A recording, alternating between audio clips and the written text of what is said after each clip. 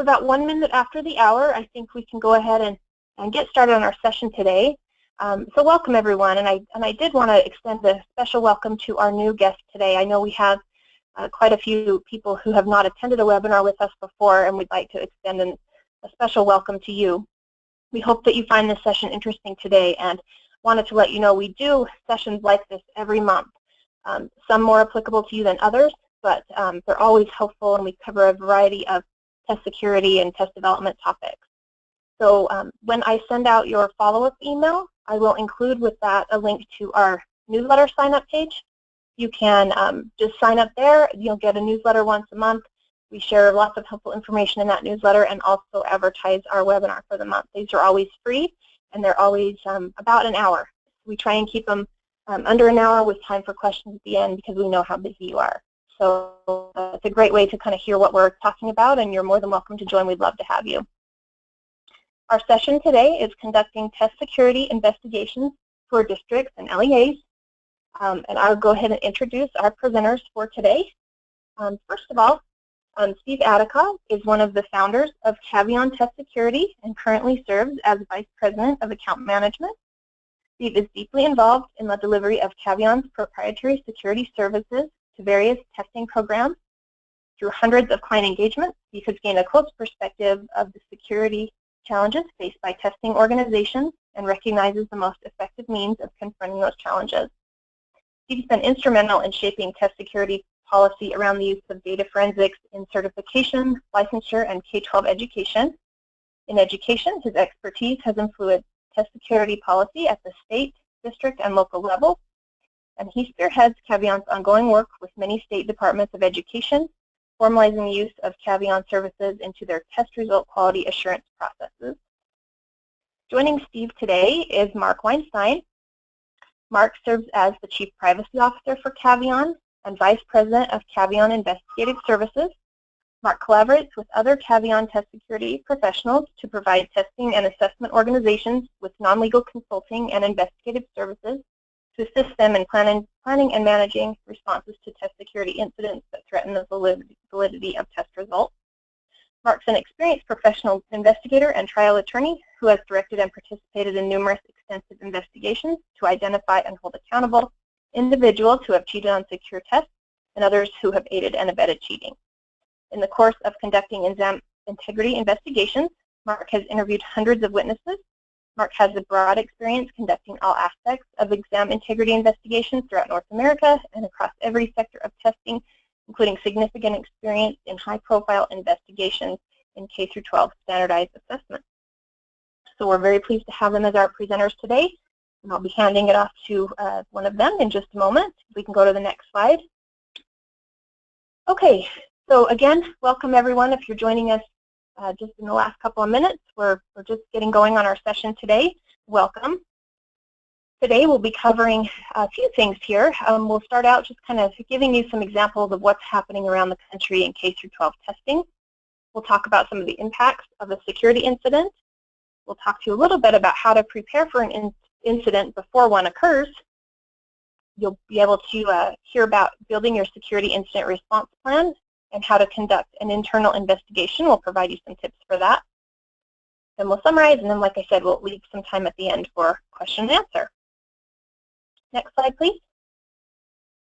Okay, so before I turn it over to Steve, I just wanted to give you guys an example of a few examples of some headlines that are, these are all from in the last 30 days.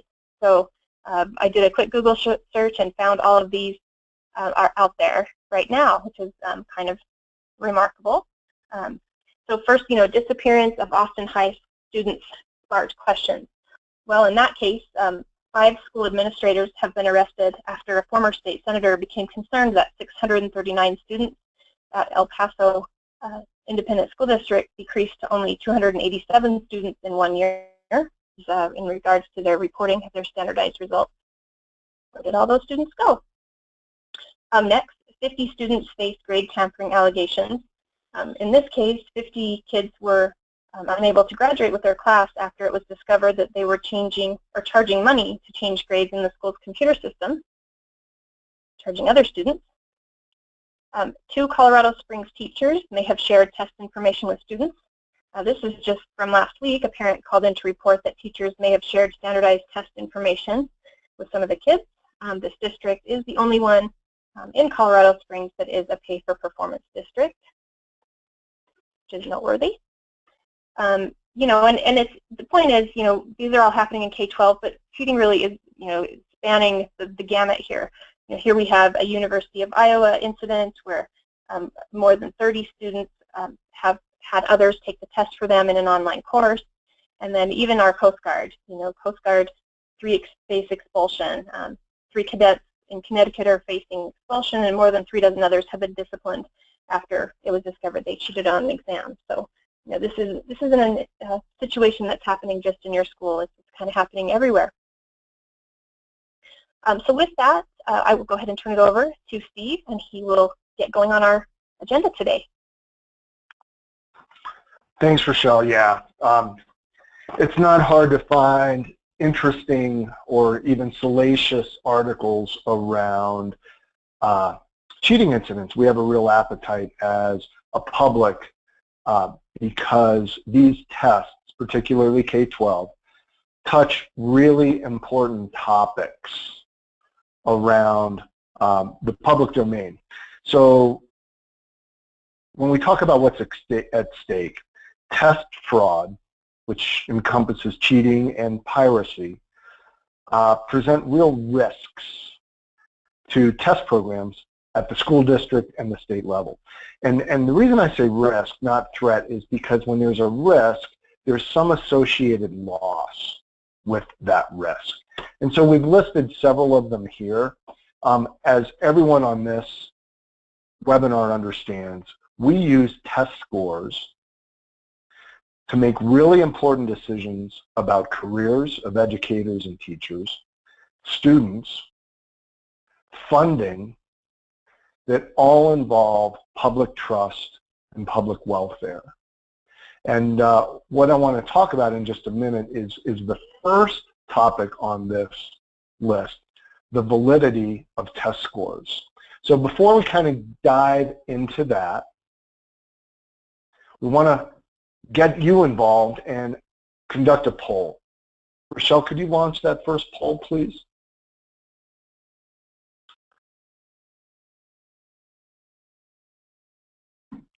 Okay, so the poll is open. We're just wondering how many of you have had to investigate possible cheating in your school. Go ahead and cast your vote. I'll give you a couple more seconds to vote.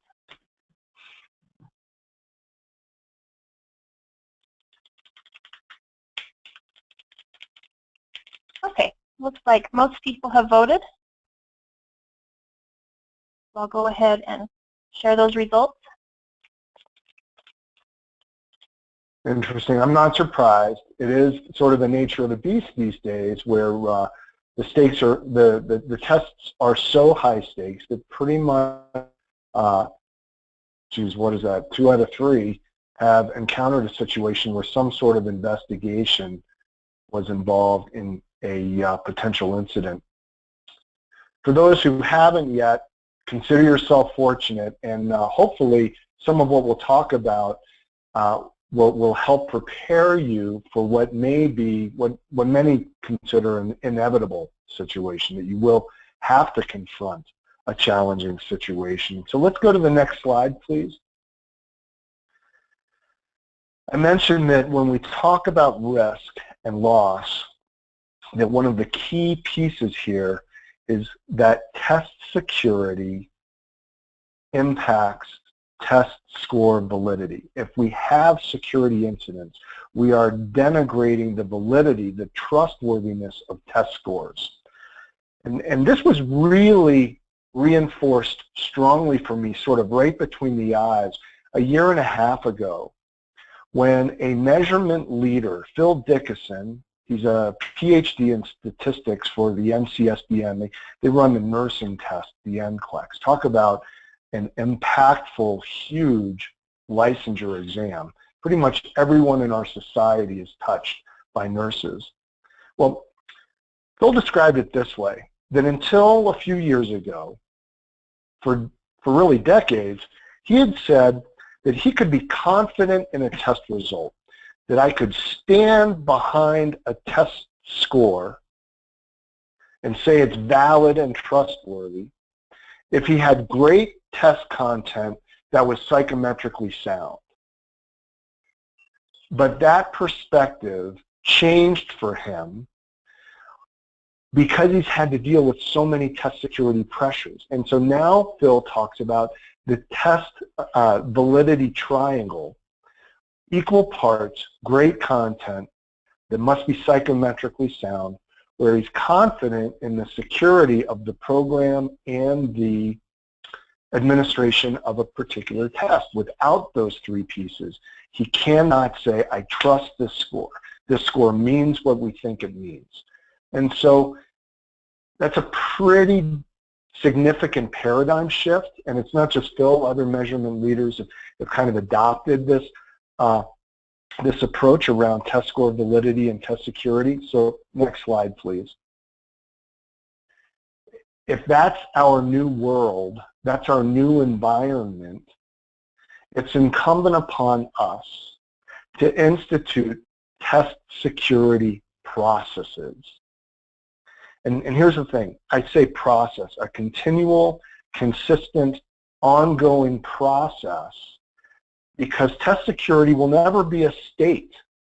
We can't institute some change, some mechanism and say, okay, because now we have a new training regimen or something, from now on we're secure.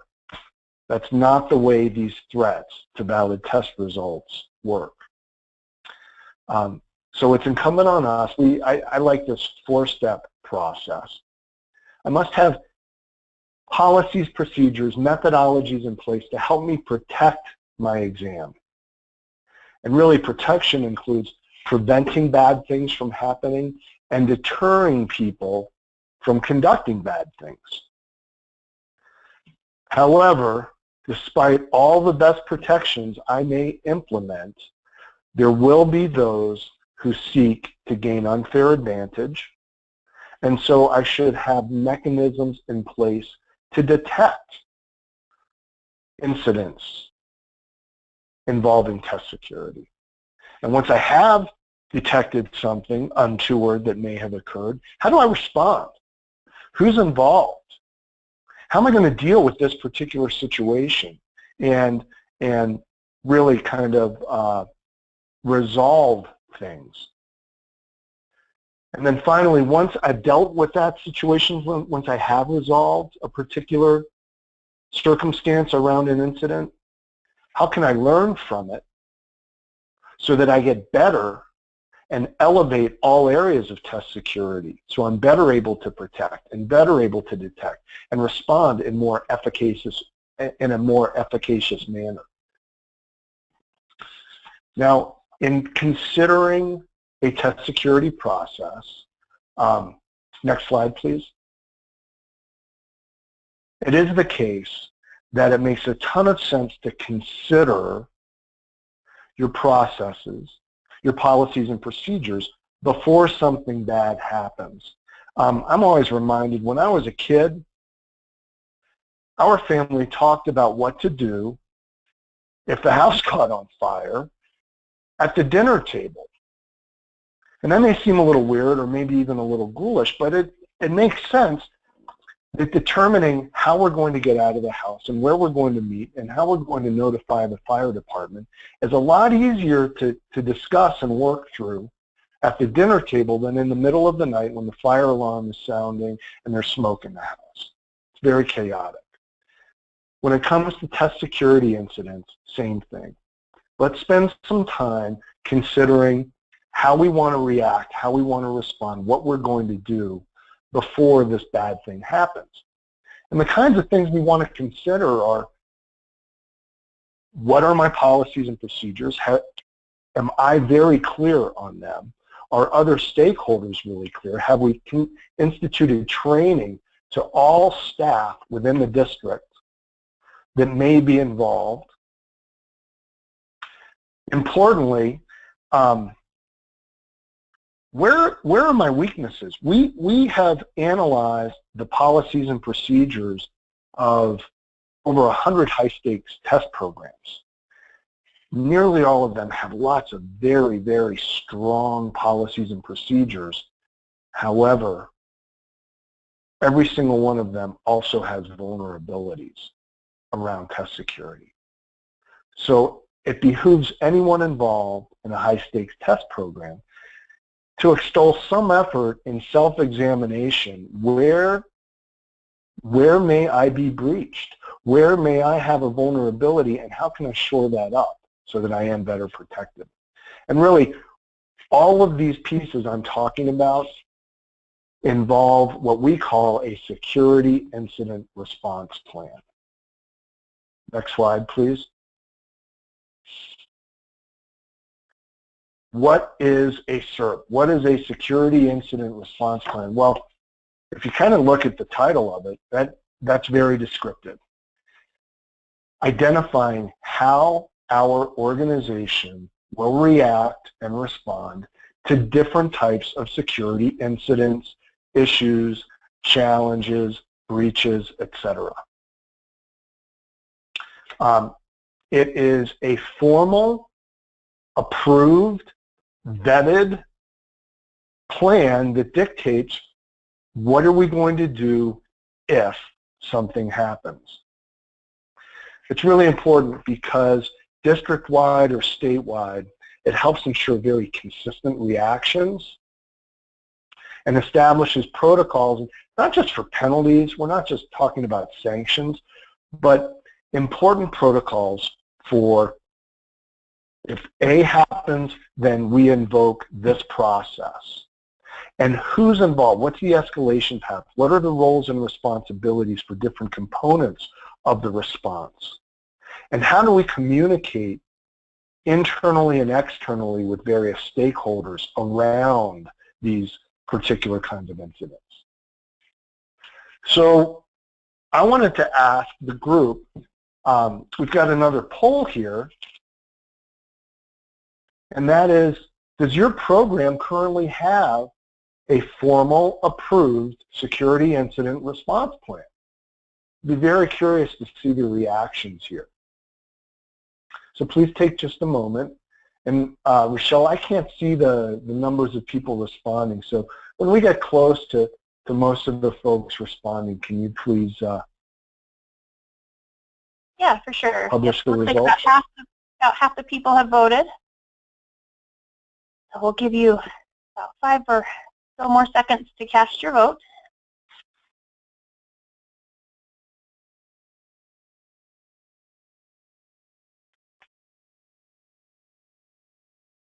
Okay, looks like most of the votes are in, so I'll go ahead and share those results with you. Beautiful. Almost 60% of you out there have a security incident response plan. That is terrific. 1 in 3 don't, and I hope that through the rest of the session today, we will reinforce the importance of this, kind of that before the bad thing happens, how will we respond, and hopefully give you some tips and some resources to use in building your own incident response plan. So as you consider instituting one, there are some key components that every response plan should have.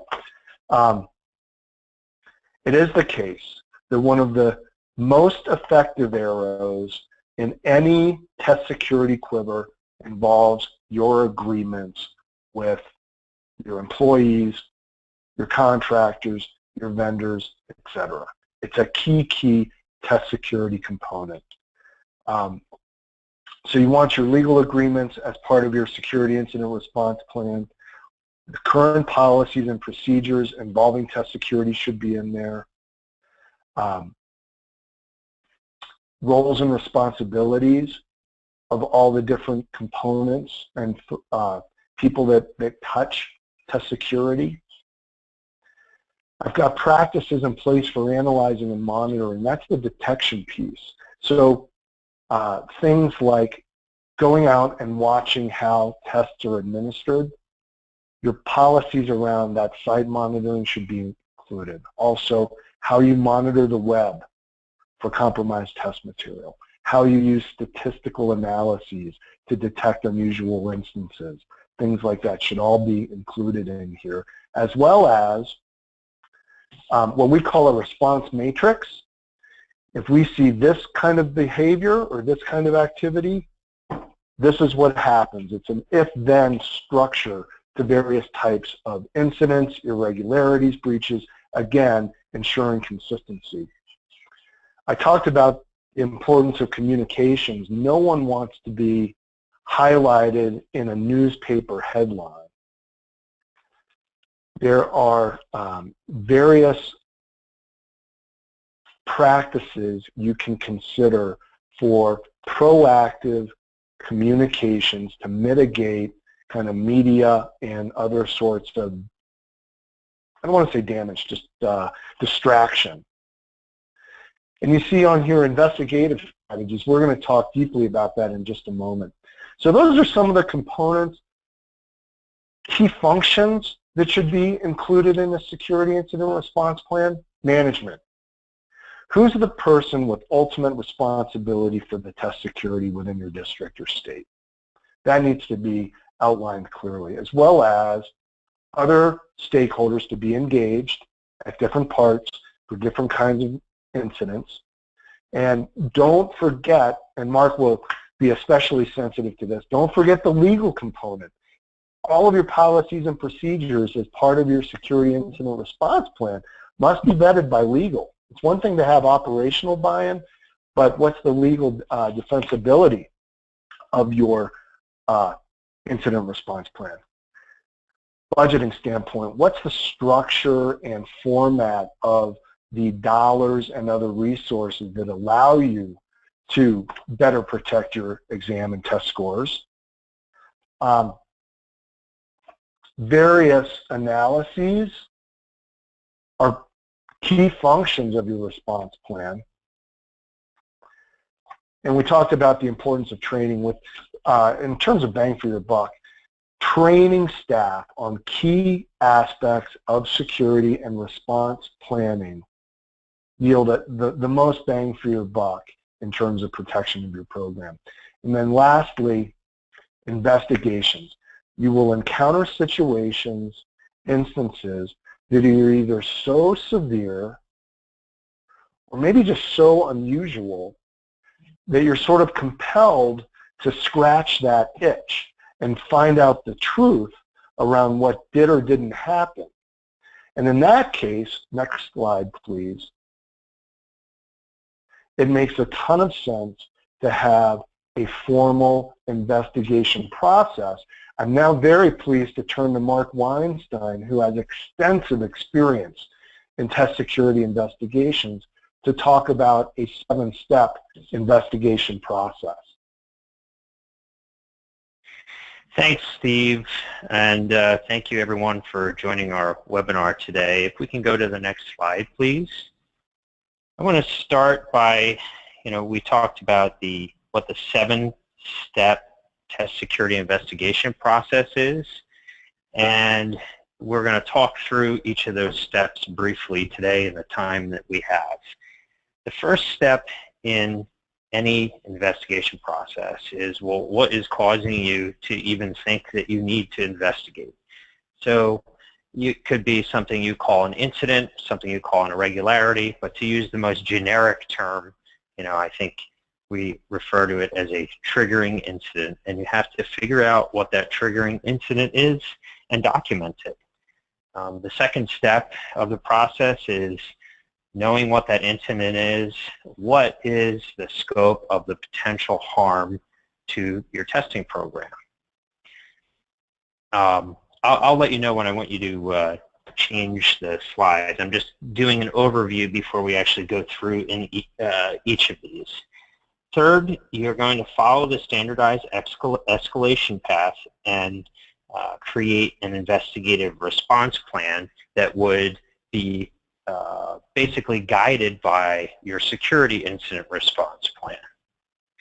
Once you follow that path and create an incident-specific investigative response plan, you have to figure out what evidence is out there, gather and preserve the evidence, analyze it, and then report your findings. So that's your 7-step process, and we're going to talk through each one of those somewhat. So triggering incidents will be brought to your attention in a variety of different ways. The important thing is that you're using all the resources available to you and opening up yourself to as much information as possible to learn about triggering incidents. So you should have a tip line that is widely publicized so that people know where to call if they have information about testing improprieties. You should make sure that you're receiving regular, here they're identified as proctor reports, they could be irregularity reports, but some method of receiving reports from the people who give your tests on a regular basis so that you can see what could be going awry during testing. Now, statistical analyses is a very important source of information about potential incidents, but not all districts have access to it. Caveon deals with both states and districts, and states are usually the sponsors of state assessments and don't necessarily always share statistical analyses with districts.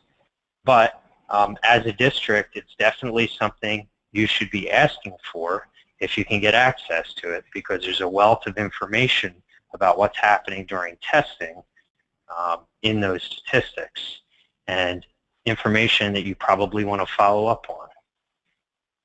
We also have the media. Of course, that is the least favorite way any one of our clients has of finding out that there is a test security incident, by reading about it, you know, when you open up your iPhone in the morning and click on the local news. But the reality is sometimes the media receives information about these things before you do.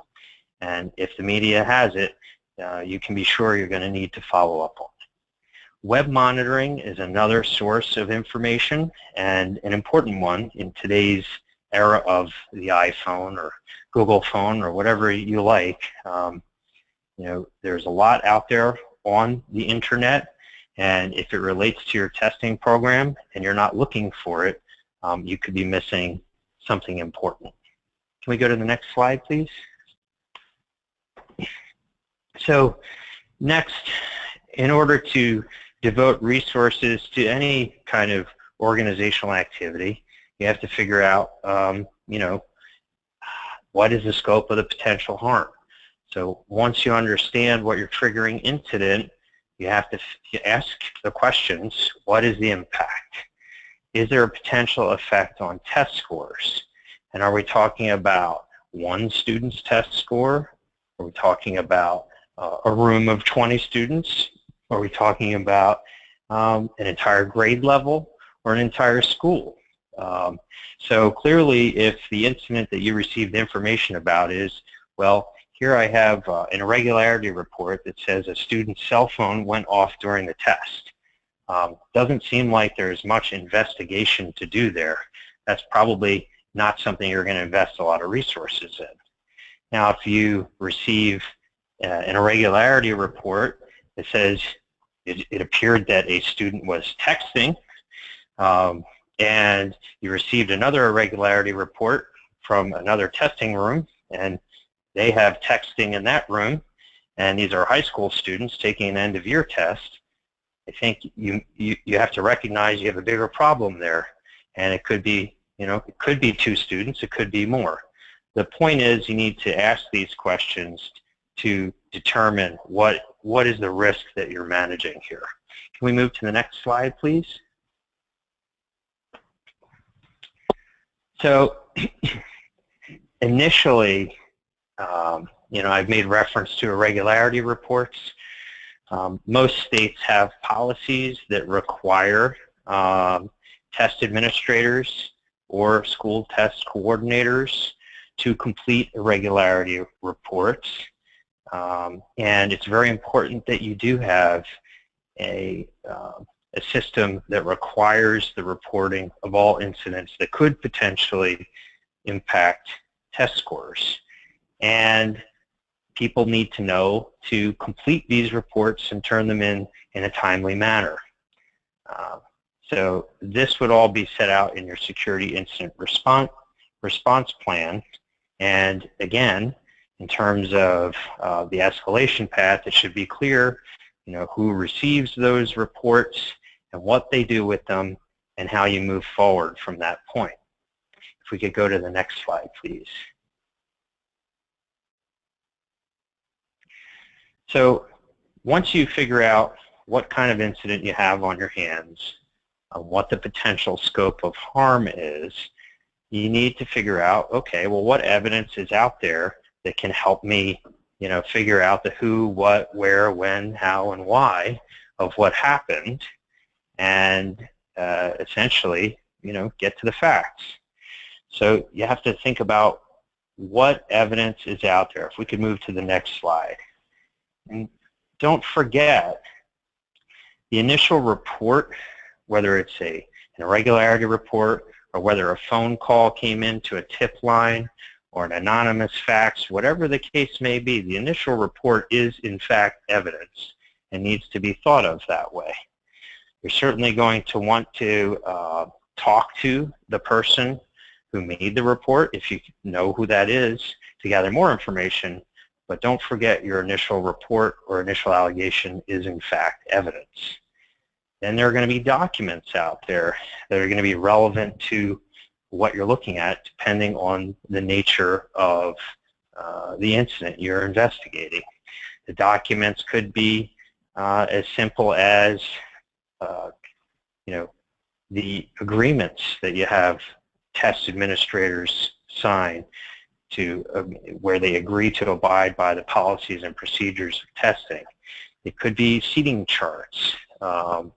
It could be student rosters. There are so many documents that are generated as a result of administering assessments at the school district level. And you want to know everything you can possibly know about how the test was administered, how the people who administered the test were trained, and exactly who did what and when. And so you have to gather all the documents that could reflect those facts.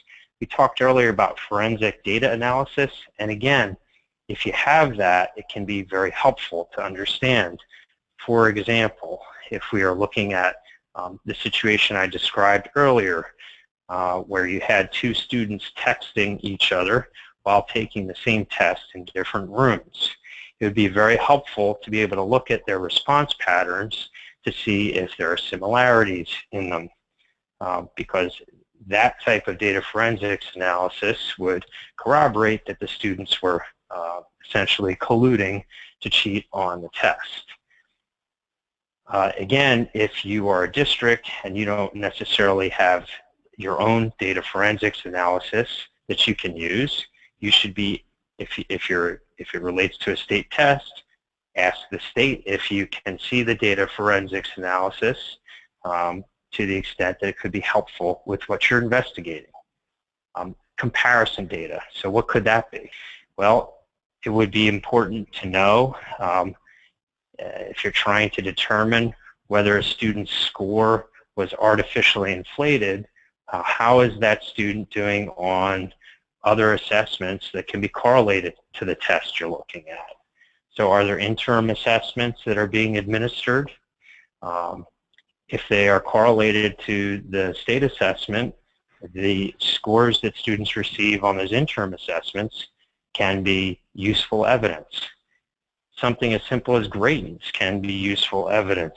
Are you looking at a student or a group of students who did very poorly one year on the test and the next year on the test, going advanced achievement, advanced academic achievement? So comparison data puts things in context. Physical evidence certainly could vary from case to case. And, in terms of documents, sometimes the physical evidence could be something like a room was left unlocked where there were testing materials, and you have people who saw that testing materials were taken from the room. What is the physical evidence? It would be something that shows that the testing materials were there, and then they were removed. Certainly, finding testing materials, in a trash bin in the back of a school building, which, by the way, has happened. Again, if they've been discovered, they exist. That's physical evidence, and it could be important to whatever incident you're investigating. Electronic evidence, in talking about the text messages that I used as an example earlier, it could be as simple as getting a screen grab of text messages showing, that students, or even, unfortunately, sometimes educators, were communicating about testing, test content. And of course, witness statements. And this is one that all too frequently gets ignored, and it can be the most important and compelling evidence that you have in conducting an investigation. And that would be by talking to the people who actually participated in testing. If we can go to the next slide. So it's important when you are conducting an investigation and gathering evidence to make sure that nobody is destroying evidence that you're going to need. So you need to, if you're going to conduct an investigation, you need to make sure that nobody, that people are holding on to evidence that they may have. So that could be your school test coordinators, that could be your district test coordinators, or it could be your vendors.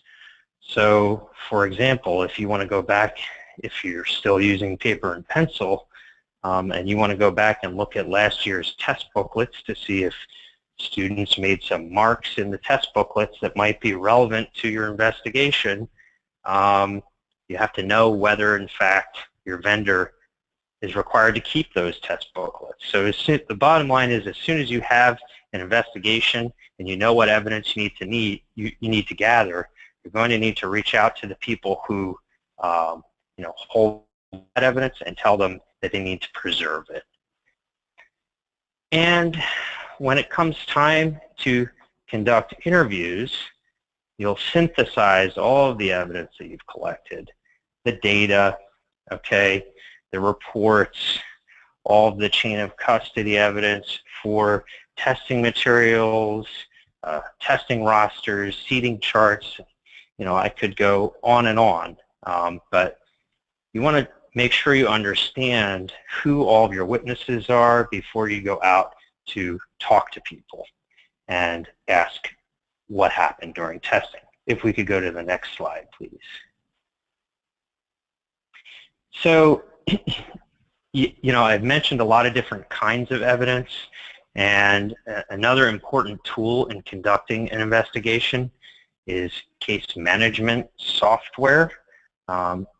Some centralized mechanism of gathering all of the various pieces of evidence that you need to gather, having a secure place to store them, particularly the electronic evidence, and having an ability to share that information among team members, whether you're working with an outside vendor or even another agency. As I know, for example, some larger districts work with offices of inspectors general, and you need a way to be able to share evidence and data with one another so that you can collaborate in analyzing the evidence and making decisions about how to move forward in your investigation. And in fact, Caveon has a platform just like what I described to you, and has found it to be incredibly useful in working with clients on test security investigations, collaborating with them. And it is definitely something that you should consider. If we can move to the next slide, please. So you've got all of your evidence. You've identified the people who participated in testing. You've identified the people that you want to interview. And I use the word interview as distinct from witness statements. A lot of people think that the way you get a statement from a witness is to give them a piece of paper and tell them to write down what happened. And that is certainly one way to get a statement from a witness. But that is not how you conduct an investigation. You really need to talk to people with your own knowledge, the investigator's knowledge of exactly what it is you're trying to figure out, so that you can ask questions that will help you get to the answer. If you simply put a piece of paper in front of a person and ask them to write down what they know about it, there are going to be a lot of questions that are unanswered. So investigative interviews are, continue to be one of the most effective ways to figure out what happened during testing. So you need to figure out, once you have all of your evidence, who you're going to speak to. We've identified some typical interview subjects here. You have your school assessment coordinator, students who took the test administrator, proctor, potentially administrators or educators. And when I say educators, meaning people who did not participate in testing but may know something about the context of the incident you're investigating. Unfortunately, a frequent allegation that we see, or frequently we will see data that suggests that students are changing answers to their questions from wrong to right at unusually high rates.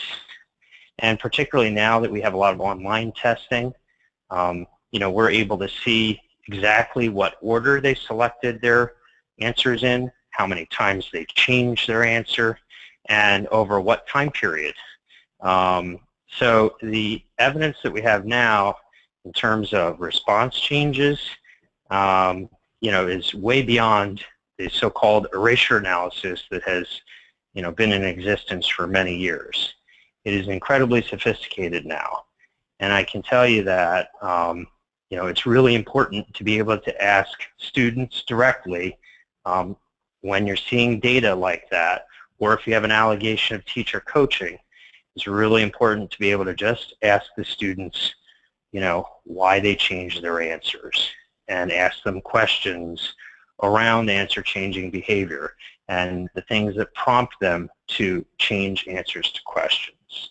So I don't want to go too far off on a specific tangent, but I can tell you that we've looked at, Caveon has studied data for tens of thousands of students over the past 13 years. And answer changing is a fairly rare occurrence under normal test-taking conditions. And when you're seeing answer changing behavior where you have wrong to rights, where students are changing, more than 3, 4 answers in a test, there's something worth talking to students about. So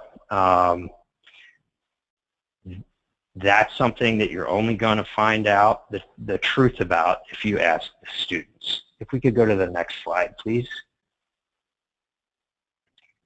So once you have collected all of the evidence and you have interviewed your witnesses, you have to figure out essentially where you go from there.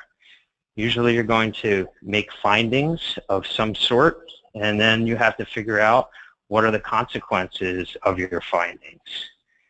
And most of that, in terms of school district investigations, will be driven by state law and local laws that relate to whatever your findings are. Certainly if there's evidence of teacher coaching, in most places, that is a violation that would have to be reported to a licensure agency for teachers. And there's a sort of case path that will have to follow.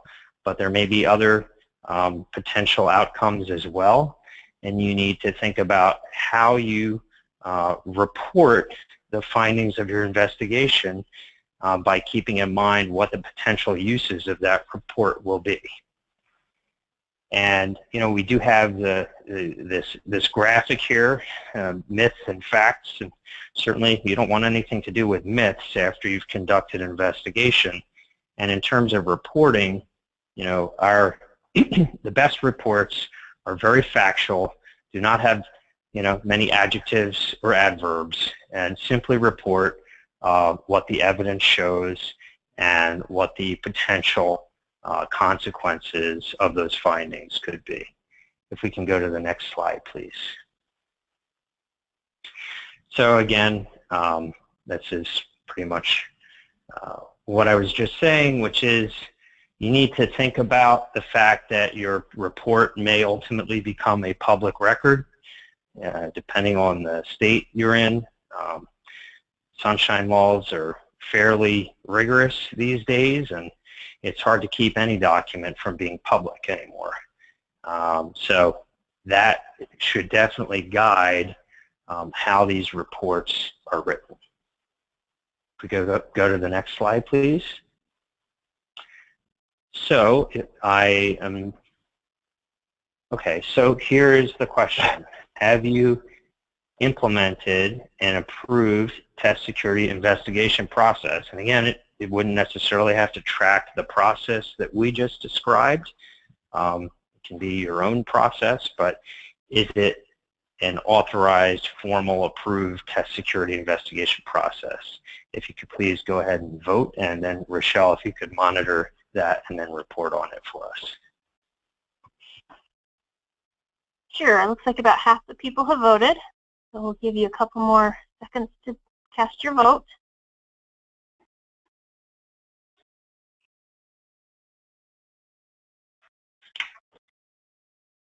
Okay, looks like the voting has slowed down, so I will go ahead and share those results. Okay. So it's very interesting. Good, you can see those. Okay, go ahead, Mark. I can see the results. 62% do have an approved test security investigation process, and a little more than a third do not. And it's sort of like Steve said, in terms of planning for the fire while the fire is raging is a very difficult thing to do. And so I definitely agree that having these processes, thinking about them in advance and having them all put down on paper and approved and formalized is a very important thing to do, because when you have to deal with these investigations, as I'm sure many of you on this call have experienced, the political dynamics are incredibly challenging. And if you don't have something in writing that's been passed by the authorized leaders of your agency and potentially even, made law, then, it gets very hard to effectively carry out your mission in conducting investigations, because nobody wants to hear that you're doing it by the seat of your pants. So, am I turning it back to you now, Steve? Yeah, thanks so much, Mark. I just think you have such a unique perspective on the investigation piece, and appreciate you sharing your experiences and knowledge with the group. I do want to let everyone know that, hey, we're not all in this alone. Different industry organizations have published very, very useful documents to support your test security efforts. Indeed, someone asked through the dashboard if we could show an example of a security incident response matrix. And I don't have one of those to show right now, but at the bottom of this slide is a link to the Certified Exam Security Professional certification page. And on there is a resource link where a lot of these may be found, links to these things may be found, and they're available for free. The Handbook of Test Security, it's published by Routledge. Each chapter is so important, and it's written by an absolute expert. That one is not free. You can buy it from Rutledge, but the rest of these are, for the most part. The TILSA guidebooks, the Council of Chief State School Officers has a group called TILSA. It's the Technical Issues and Large-Scale Assessment State Collaborative. They've published 2 guidebooks in the last 3 years that are available for free. They're chock-a-block full of useful information. I have them next to my desk, and I refer to them almost daily. And so in the first TILSA guidebook, called the TILSA Test Security Guidebook, Preventing, Detecting, and Investigating Test Security Irregularities, there are standards which your security incident response plan should contain. And then there's also a section that involves state and district level academic dishonesty policies, which I think would be very useful in building a response matrix. So NCM, just kind of going through here, the Caveon webinar series, we try not to make these commercials. We try to share very useful, relevant, helpful information. NCME has published some really strong white papers around test security. So has the International Test Commission. And again, links to those can be found through this URL at the bottom. CCSSO and ATP, the Association of Test Publishers, have published operational best practices, which includes an entire chapter around security. And then if we know that across the country, LEAs and SEAs are confronting very challenging situations through this spring's state assessment administrations, and we can come and help train you on investigations. So if that would be of interest, let us help. So just to summarize some of the stuff we're talking about here, we know that you are operating in a crucible. It's very high stakes. It's high profile. None of what we're taking on with state assessments is really easy. And that's reflected in these pressures affecting test score validity. So it is the case an ounce of prevention can, taking a look at some of these things, the security incident response plan and the investigation process now rather than when a bad thing happens, can be very, very useful. And so with that kind of brings us to the end, and we're going to open this up for Q&A. If anyone has any questions about any of these topics, please go ahead and type them in. We do have a couple questions that have come in, Steve, that I can share. First of all, what documentation needs to be in place to ensure we can interview students? Great question.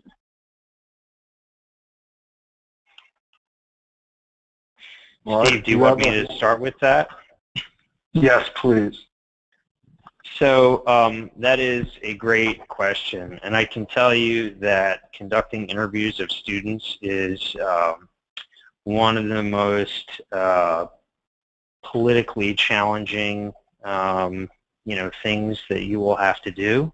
But having said that, if you are a school district, you have every right to legally in most states, although I have to say I'm not giving legal advice. And I haven't looked at every state's law, but I will say that schools are in, what is called in loco parentis.